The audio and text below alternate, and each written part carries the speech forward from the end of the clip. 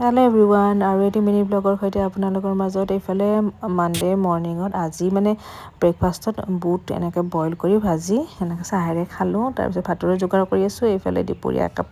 এতিয়া চাহ লৈ লৈছোঁ গোটেইকেইজন আৰু আজি আমাৰ দুপৰীয়া থালিখন এনেকুৱাই আছিল দালি মাছ ভাজি সালাড আৰু ভাজি তাৰ পিছত সন্ধিয়া এটা পাৰ্টিত যাব লাগিব তাৰ কাৰণে গিফ্ট চিফ্ট কিনি আনিলোঁ আৰু সন্ধিয়া চাহৰ কাৰণে চুজি ধুনীয়া নাস্তা এটা বনালোঁ আৰু এতিয়া মই ৰেডি হৈ ল'লোঁ এওঁ তলত ৰখিয়ে আছে পাৰ্টিটোত যাবলৈ বাৰ্থডে পাৰ্টিত আৰু পাৰ্টিৰ পৰা আহি পালোঁ এয়া ৰাতি তাৰ পিছত এয়া আকৌ নেক্সট মৰ্নিং আজি ৰুটি শুকান ৰুটি আৰু আলু ভাজি আৰু দুপৰীয়া আজি এয়া পানীলাও বনাম লগতে পানীলাওৰ বাকলি ভাজি এইখিনি ৰেডি কৰি লৈছোঁ তাৰ পিছত এয়া আকৌ এদিন নেক্সট ডে এইখিনি হ'ল উইটনেছডে এটা বাবুৰ ফ্ৰেণ্ড আহিছে গতিকে যেতিকে এক্সাম শেষ গৈছে তো আজি ভাবিছোঁ পোলাও আৰু মাংস বনাম যেহেতুকে সৰু